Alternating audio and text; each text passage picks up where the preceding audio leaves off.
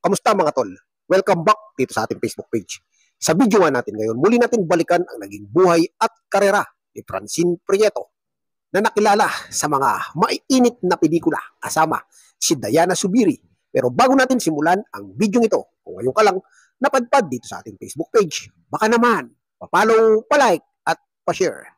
Si Francine Prieto o Ana Marie Falcon sa tunay na buhay ay ipinanganak noong September 17, 1981. Si Francine Prieto ay nag-aral sa Adamson University na kung saan kumuha siya ng kursong BS Psychology. Ngunit hindi ito nakapagtapos nang pumasok siya sa mundo ng showbiz.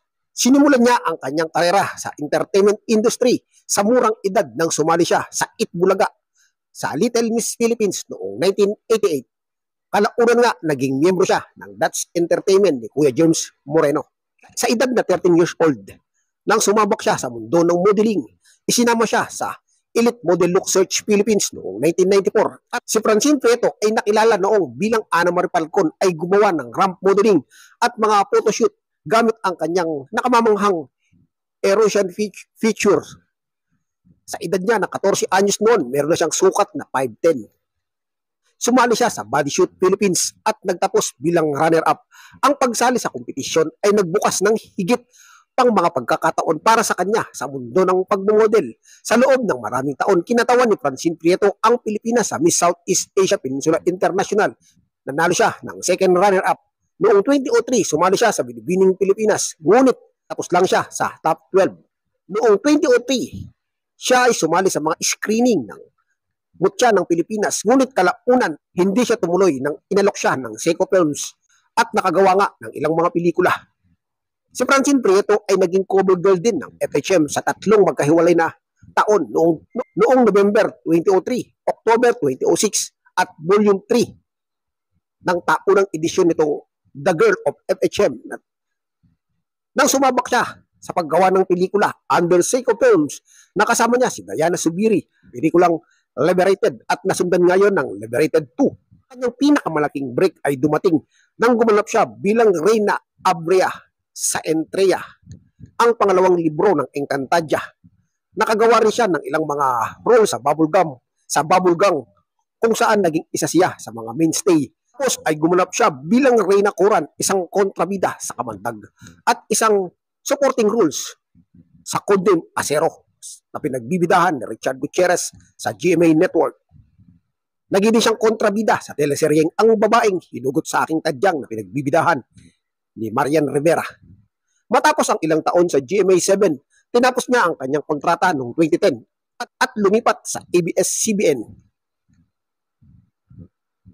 At ang kanyang kauna-unahang roles ay Kung Tayo'y Magkakalayo. Ginampanan niya rito si Mrs. Smith. Pagkatapos ay gumanap siya bilang vampira sa teleseryeng Immortal. Gumanap din siyang mga pangunahing papel sa Precious Hearts, Romance Present Aliana bilang Aida Natividad. Noong 2016, bumalik si Francine Prieto sa GMA Network at napasama siya sa teleseryeng Oh My Mama. Bukod sa pagiging artista, isa siyang radio presenter sa programa ng DCMM Teleradyo na Kadate kasama si Babian na sabay ding ipinalabas sa DCMM 630. Ilan nga sa mga pelikula ni Francine Prieto ay ang tumatak sa masang Pilipino. Noong 1990, Hindi Laruan ang Puso, na kung saan ginamit pa niya rito ang kanyang tunay na pangalan na Ana Marie Falcon. Darna, noong 1991, gumanap siya rito bilang Batang Narda. 1993, Divine Mercy sa buhay ni Sister Faustina. Sobra Talaga, Over. 1996, Patikim ng Pinya na pinagbibidahan ni Rosana Roses. Tukso, Layuan Mo Ako, 2. 1997, Investigasyon kay Lolita Macarena. At pagsapit ng 2000, sumabak nga siya sa mga pampainit na pelikula under Seiko Films. Kagaya na lamang noong 2003, Liberated, kasama si Diana Zubiri. Nasundan yun noong 2004. Liberated 2, 2005, Bikini Open, 2006, Bridal Shower, 2007, Silip, Enteng Kabisote 4, Ang Simula ng Alamat. Gumanap siya rito bilang si Dragon Lady. 2008, School Bukol, 20 Years After. At ang kanyang kahuli-hulihang pelikula ay noong 2014 sa pelikulang Pungsoy 2. Ilan sa kanyang mga programa sa radyo ay ang Tungkol sa Akin at Ikaw, Kadate with Bobby Yan, at 2012 hanggang 2013, Extra Service. 2015, nag-engage si Francine Prieto sa American Modular Violinist na si Frank Shotkotsi. Ang mag-asawa ay kinasal makalipas ang 1 taon. Ngayon nga, masaya nang namumuhay si Francine Prieto kasama ang kanyang pamilya. Masasabi nga, ang isang Francine Prieto ay minsan nagmarka sa masang Pilipino, lalo na sa mga nagawa nitong pampainit na mga pelikula.